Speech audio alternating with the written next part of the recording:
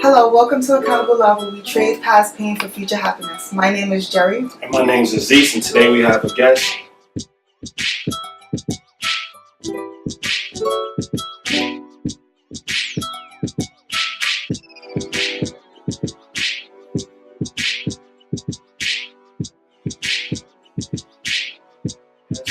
Melissa, what does accountable love mean to you?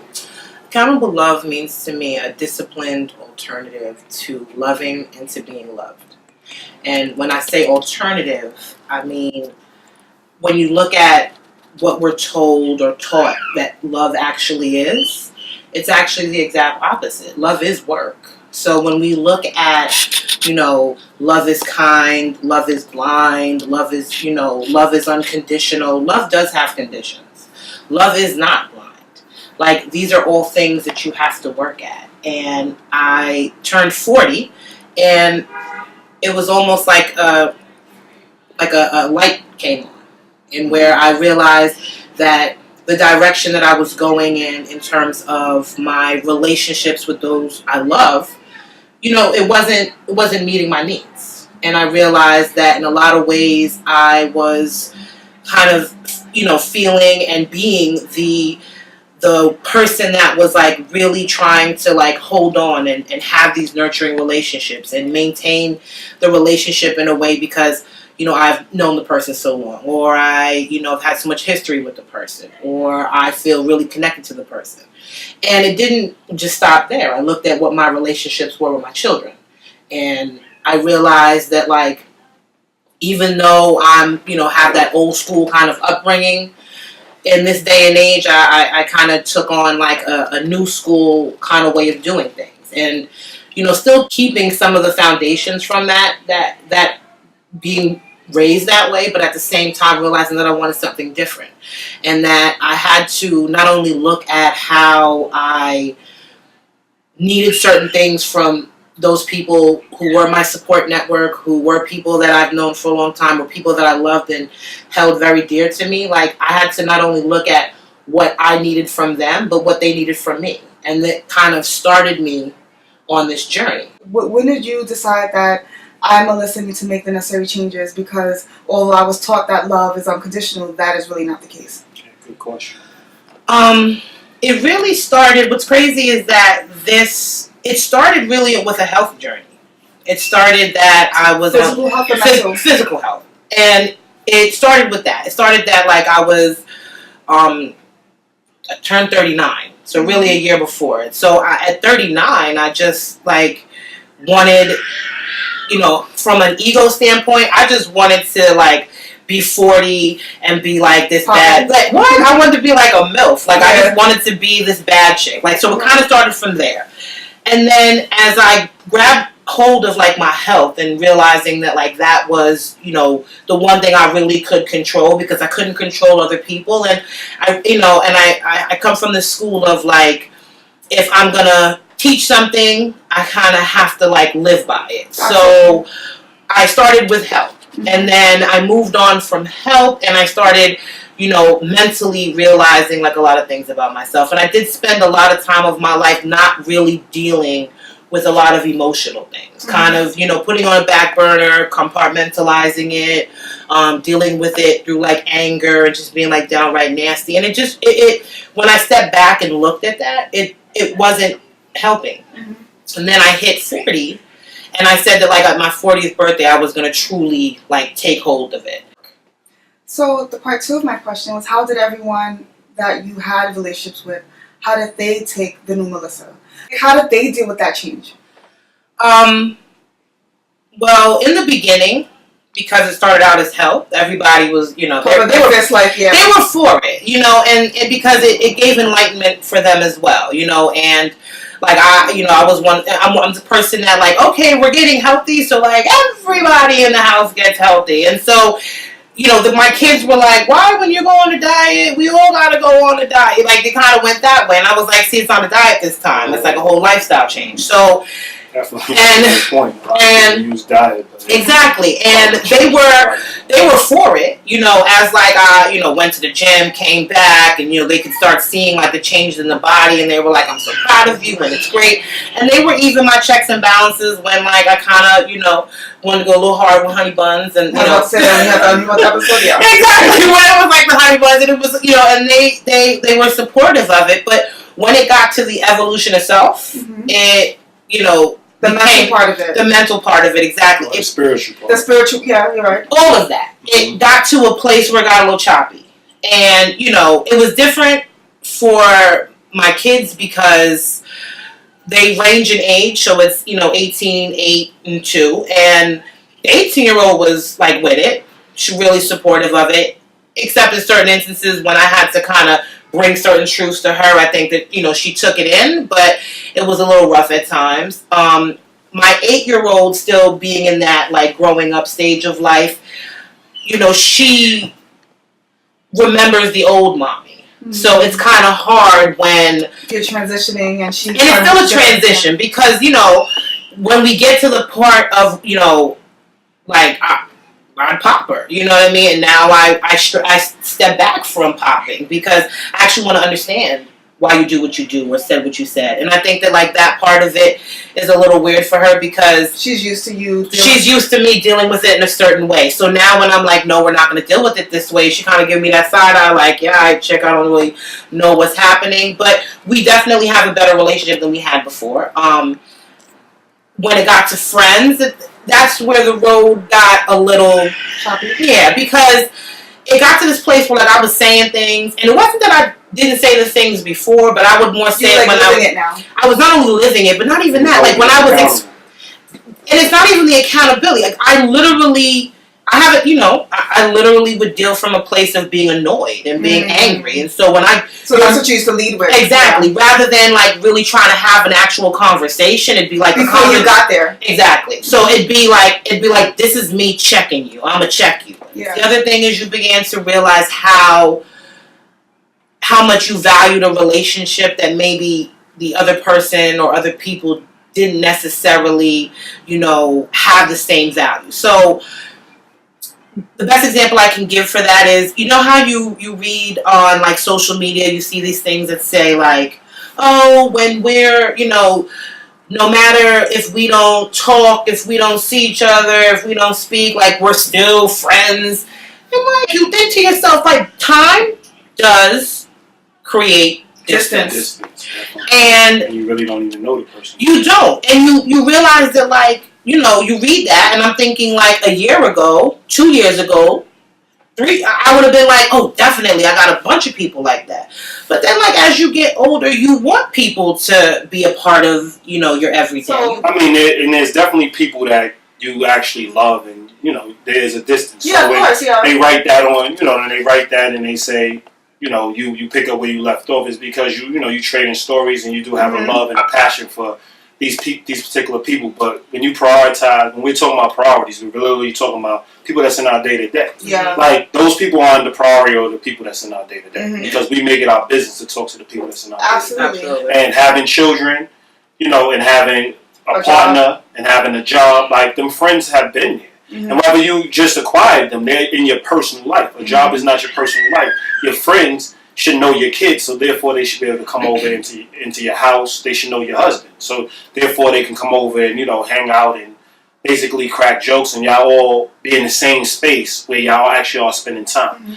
I mean, a text message is lovely because through all the madness and the busy schedules, you still can get back to the person. You can check your phone when you need to, but we'll hit them with a lengthy text back, and then you're actually having a dialogue, and you're actually putting some time into that, which shows priority, which shows that you want to keep the relationship going, and which shows that you're taking account of that love.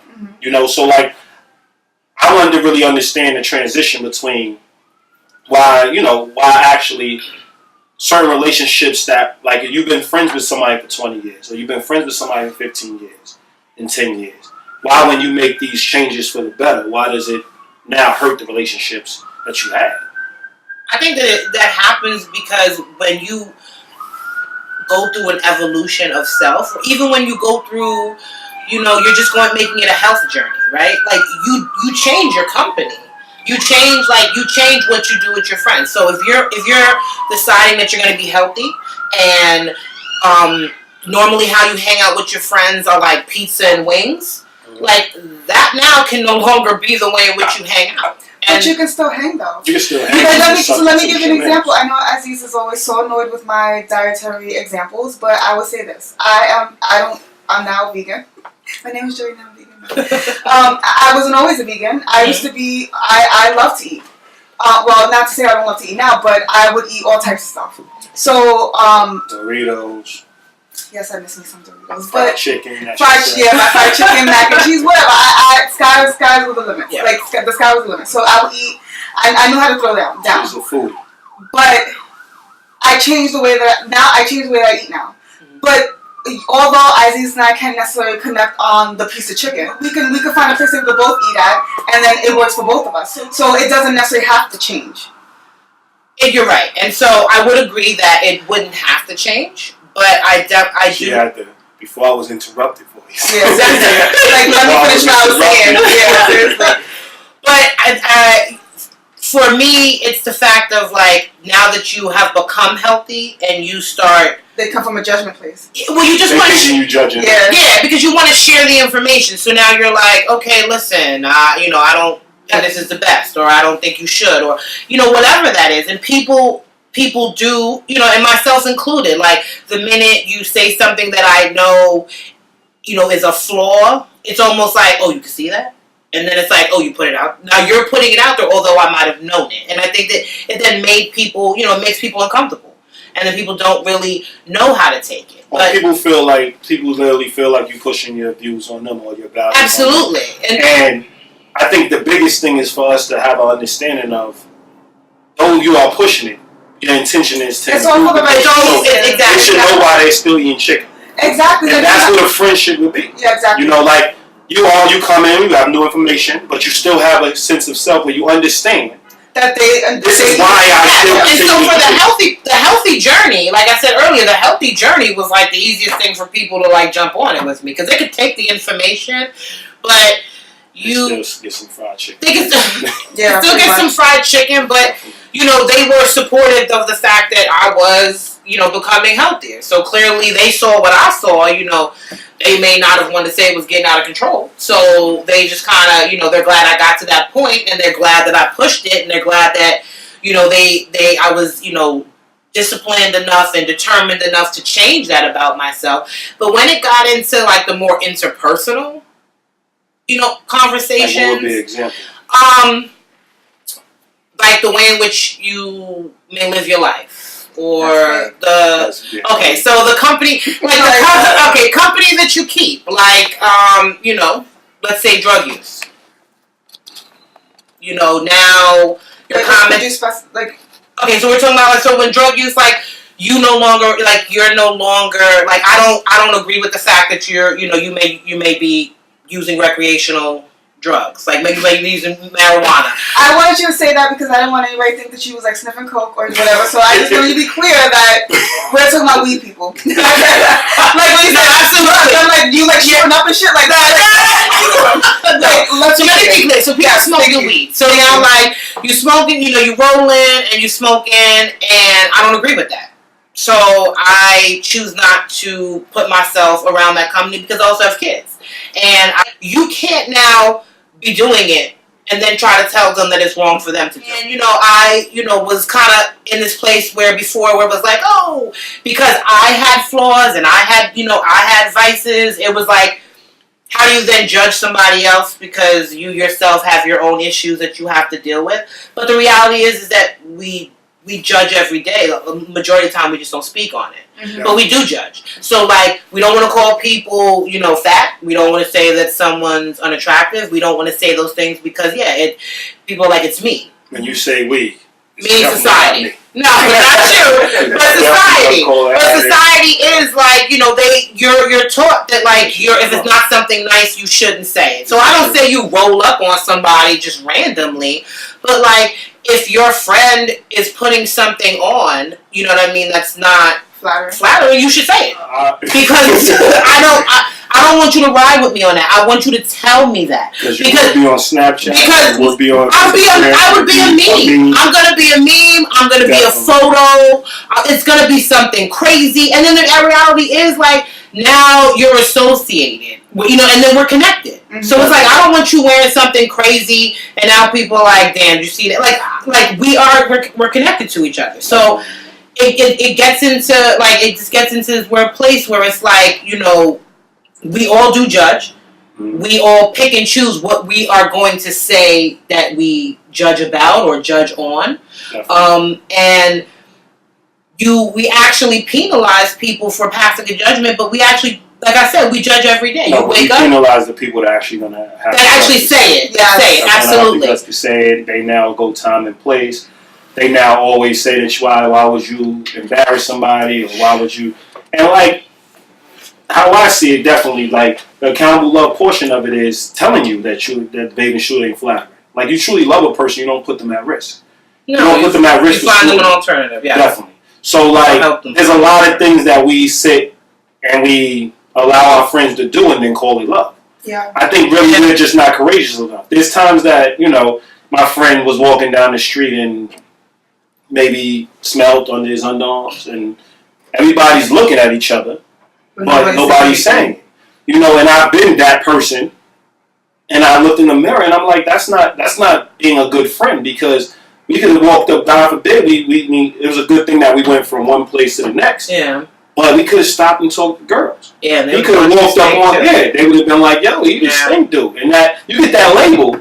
That label doesn't leave you, and that was one day you smelled bad. Yeah. Now you know all of us have that bad smell. I mean, we at work for 8 hours. We eat all kinds of stuff throughout the 8 hours. Mm-hmm. By the 6th hour, we probably ain't smelling too fresh out our mouths. We're gonna need somebody to like, yo, hit a man. Well, I'm definitely gonna be that person, but you're not gonna really find many people. But they're gonna now spread the news that this is the situation. You know, he look alright, but his mouth smell a little funny. I know you don't like quotes, but I mean, in the like typical, quotes. yeah. So I'm not gonna say that. I don't like quotes. I don't know who. Yeah. So I apologize for that because that was an incorrect statement. But it was like death by association. So that's the first thing that came to my mind. Like, so you use the example of like your friends smelling, right? So you're like, then we're gonna talk to girls, and now like I'm known as like, you know, two stink dudes that was trying to holler at us. Like you become that. No, I said we was in a group. In a group, okay, but even if I didn't put you like you just did what she said that she didn't want them to do to her. Like, so they think two stinks at you have to be the other one. No, that's the point I think she's making. Yeah. Well, the point is that you get grouped in, right? So it's the same thing where you hang out with someone that. You know, someone who is very provocative. Like, so you know how... Yeah, birds of a flock together. That was the one you wanted? No, well, that's a good one too, though. But it's the whole point of, like, who you associate. You get just categorized and you get judged on who you place yourself around. But you should. I would say you should because who you place yourself with does show your judgment. And it does show the type of human being you are. Like, nobody wants to, okay... I'm not the same person as my friend, but why are they your friend? Exactly. That was the overall point. Connect you guys. But that was the overall point that I made. I was just saying it was a little slow to boil. But the overall point. That's it. But the overall point is that like you don't want to be like women don't want to be considered thoughts, right? You don't want to be considered like a hoe or you're loose or what have you. But you're hanging out with your friend that like.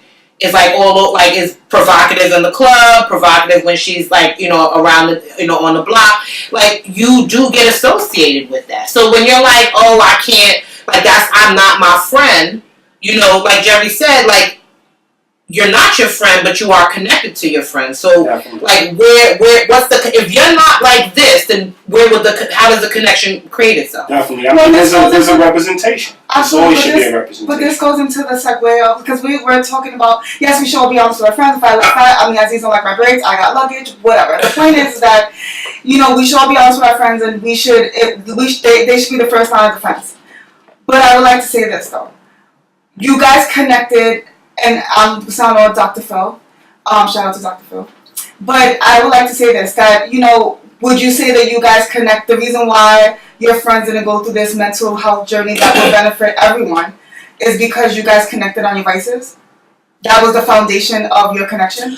I think it was a part of the foundation. I think that, like, I definitely think that the vices played a part in it, and I think that it was also from this, also with the understanding that, like, exactly what you said, like what people say, like, oh, I'm not, like, that's not, she does that, that's not me. Mm-hmm. And I think that I got to a place where, for me, it was like, I had this, I had this amount of time with them, I had this value, this value that I placed on the friendship, and I wanted to see that value reciprocated. Mm-hmm. And I think that it was always kind of like this place where it was like okay to kind of put it on a back burner. Could it be because you're no longer fun to them? Because you changed. So the things that you guys once connected on, you no longer connect on, and so because you changed, like, they're not putting forth that effort because they rather put their energy into somebody else who they actually have fun with now. So could it be that, like, because again, when you change the dynamic of the relationship and you connected on something, and like I connected with my friends with drinking. We used to drink for everything. That's what I knew. That's how we connected. And then, one day Aziz called me an alcoholic, and I like flipped out on him like he was some guy in the street. And then it made me realize, like, I self-reflected and thought, like, why am I being so defensive when he called me alcoholic? And it made me realize that, yeah, I was kind of using that bottle as an escape. And it made me rethink that, and so I started to pull back. So I stopped drinking as much, but I would still hang out with my friends. We would still hang out at the bar. I just was drinking seltzer water because I didn't want anybody asking me what was in my cup. But, I was that girl. And because of that, like, it wasn't as fun to hang out with me anymore. Because at that time, I didn't really know how to have the same sober Jerry and drunk Jerry wasn't the same person. So I didn't know how to have that fun anymore. So when they would go out, I would be like, oh, we're going here. Do I want to come? It wasn't the personal invite that I once had because I no longer was drinking with them. So I changed. And because I changed, the relationship changed. So I was not the number one draft pick because they wanted to go with somebody else who actually was drinking with them. I could hang out if I felt like it, but it wasn't something that they looked forward to. I agree with that. But I think I also was, like, for a long time, I was the person that didn't like certain things, but I still went because I wanted to, like, be on the end. You know what I mean? I don't want to hear about what was being going missing out. Exactly. What they call it, FOMO, the millennials. So I, like, was a part of it, mm-hmm. And then I started drawing a hard line, mm-hmm. And then it's the hard line that then took it over the edge. Mm-hmm. And you speak of, like, there's a love there, like we spoke of earlier, that there's this love there, and because of the years, because of the memories, absolutely, there is that love there. But it's the fact that I did change, and it really did take me a long time to actually admit, like, I changed. Yeah. I was like, it's them, it's not me, you don't get it, you don't understand it, and then, like, I had to step back and be like, it's really me. Like, because it was a positive change, so you think they should just positive change. Automatically absolutely. Move on with you, but really. But what the sad part about it is, if you're drinking your life away, they'll sit by you and buy you the bottle of Ciroc. You know what I mean? But the minute that you kind of change for the better of yourself, it becomes they create this distance. You know what I mean? Like, and it's kind of sad, that we kind of connect on our vices, and that's the thing that it's. Aside, between our vices and then adding on the time, the years, the energy, the tears, the fun, and all that stuff that we put all together to make this friendship work.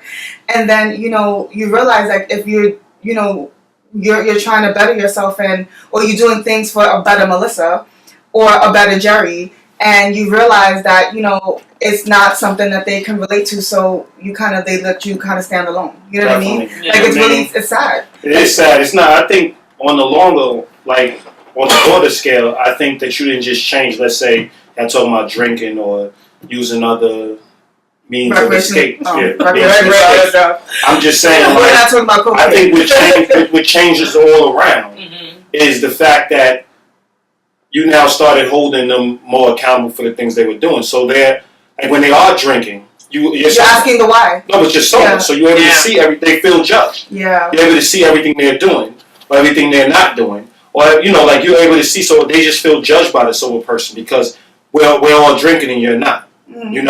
Or what changed is the fact that you may have been questioning their lifestyle. Mm-hmm. You didn't want to hear the drama no more. You wanted solutions to the drama. So if your man is cheating on you, what you going to do now?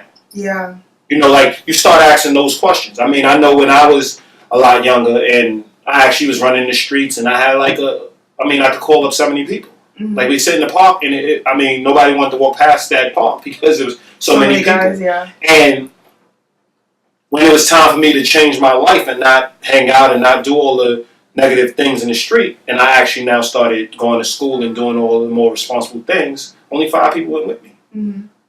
You know, divide that. Mm-hmm. Like, it's crazy. And I think that we all, even know in different points in our lives, we all now started to want something more accountable. We want to be held accountable. Yeah, we want to be more responsible. And I think love shouldn't be obligation, but it should be a responsibility. Absolutely. You know what I mean? And we decided to have friends around us that's willing to walk up the hill and go through the struggle. Are we going to get tired? Of course, we're going to get tired. But once we get to the top, we see the world in its full capacity. Mm-hmm. We get to see a different view. We get to see a large perspective. Versus when we were running down on the block chilling, we just seen what was right in front of us. Mm-hmm. We didn't have the same scope. So when now you're going back and you're actually trying to preach, or what they would say is preach, but I would say teach, mm-hmm. and you're trying to advance them, or advance people that you don't want to leave behind because you care about them, mm-hmm. they now look at you like, you changed, mm-hmm. and you betrayed us, and you was the one that, it's so much harder to do this, so now you're the judgmental person, but really I'm the person that wants to see you advance. Mm-hmm. So I think that that's what we have in common. We decided to say, yo, listen, I want to attach people with me that's willing to walk up the hill. Because if I get tired, I need somebody to catch me. And I want to continue pushing until I get to the top.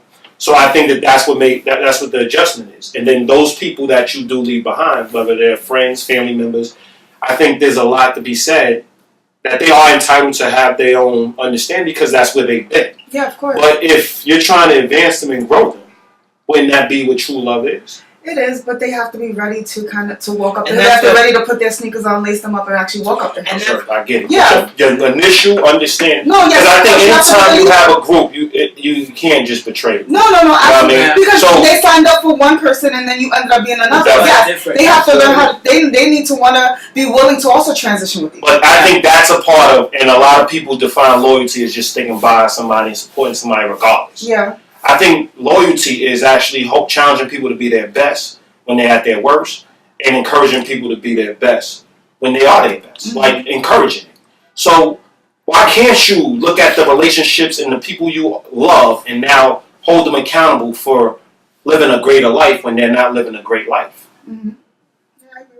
You know, so those are the things we really want to touch on. As I go through this journey of mine, and I've spoken to friends, I've spoken to family, I've even spoken to co-workers. The one thing is oh, this is your journey. So it's almost as if, it's implied that I'm imposing myself. Your faith on other people. Exactly. And it's not that I'm imposing. It's that I see that something is a better way to be, and I want to bring that information and I want to enlighten people with that. But what happens is that people are under this impression that when you make these particular changes in your life, specifically, how you hang out and the types of connections and the way in which you spend time with people, and you start, and what's important and what you value and how you nurture those things. People don't, they love to say it, they look at it in a singular aspect, but it's not.